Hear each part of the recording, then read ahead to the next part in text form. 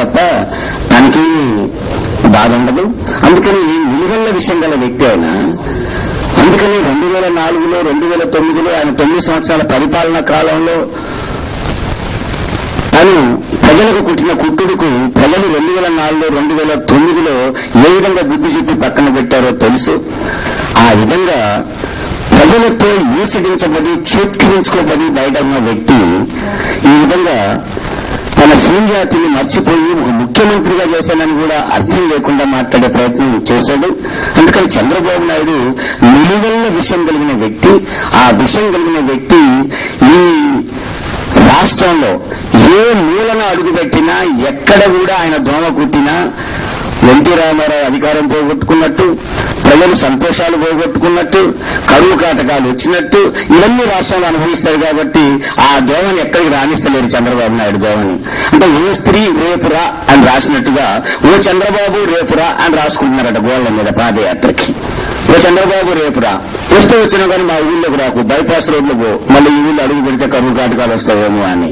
ఇంతటి ప్రజలు చేత్కరించుకుంటున్న తర్వాత మాట్లాడుతున్న మాటలు ఇవి. అధ్యక్షుడే అలా ఉన్నాడంటే తెలుగుదేశం పార్టీ మాట్లాడుతున్న మాటలు, నాయకులు మాట్లాడుతున్న మాటలు చూస్తూ ఉంటే ప్రజలు అసహించుకుంటా ఉన్నారు. అంటే ఒక పార్టీ 9 సంవత్సరాలు చంద్రబాబు పరిపాలన చేశాడు. అంతకుముందు తెలుగుదేశం పార్టీ అధికారంలో ఉన్నది. ఈ రాష్ట్రం ఏర్పడ్డ తర్వాత దాదాపు సగం కాలం తెలుగుదేశం పార్టీ పరిపాలించింది. చంద్రబాబు నాయుడు 9 సంవత్సరాలు పరిపాలించాడు. మరొక 8 సంవత్సరాల పార్టీ వాళ్ళ ప్రతిపక్ష నాయకుడిగా ఉన్నాడు. అంతకుముందు కూడా పార్టీలో అగ్రస్థానంలో ఉన్నాడు.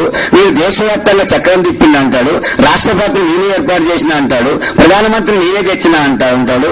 ఇంత అనుభవం కలిగిన వ్యక్తి జనంలోకి పోవడం ఎలాగో, జనంతో కలిసి ఉండటం ఎలాగో అర్థం కాక జన సమస్యల్ని తెలుసుకోవడానికి నేను పోతున్నా అన్నదంటే ఇప్పటిదాకా జనం కొట్టిన దెబ్బకు దిమ్మ తిరిగి ఇంకా అసలు కోలుకున్నట్టుగా కనపడ్డాను చంద్రబాబు నాయుడు.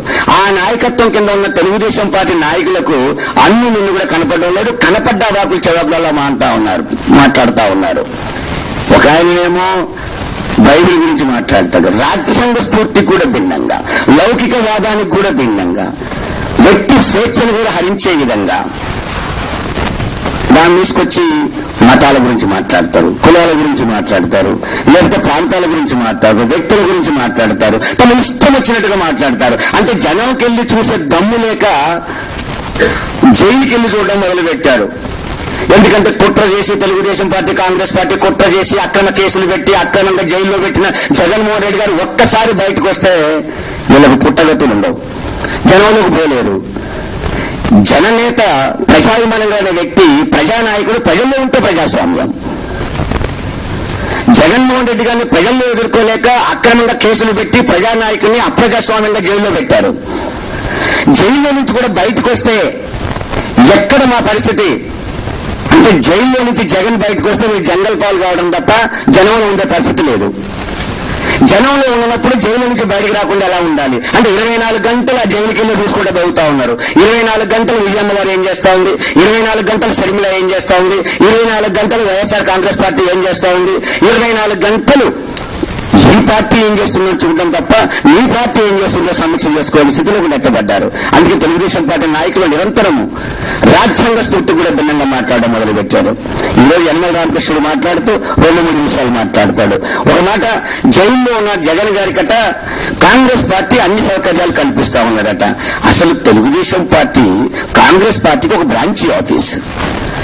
కాంగ్రెస్ పార్టీ జగన్మోహన్ రెడ్డి గారిని తెలుగుదేశంతో కుమ్మక్కై 2 పార్టీలు కలిపి అక్రమంగా జైల్లో పెట్టి కుటుంబాన్ని వేధిస్తూ ఉంటే కాంగ్రెస్ పార్టీ ఈ విధంగా వేధిస్తుందని స్వయంగా విజయమ్మ గారు మన ప్రెస్ మీట్ లో 20 వాళ్ళ పెళ్లి రోజు, జగన్ గారి పెళ్లి రోజు భారతమ్మ అక్కడ కూర్చుంటే 10 అడుగుల దూరంలోనే సూపరింట్ ఉన్నాడు, ఎంత అగౌరవంగా ఉందో చూడండి అని విజయమ్మ గారు ప్రెస్ మీట్ లో చెప్తే జైల్లో అపసౌకర్యాలు అనుభవిస్తున్నాడు అని యనమల రామకృష్ణుడు చెప్తా ఉంటే, రామకృష్ణుడు అంత కోరుకుంటే మీరందరూ జైల్లో పోయే రోజు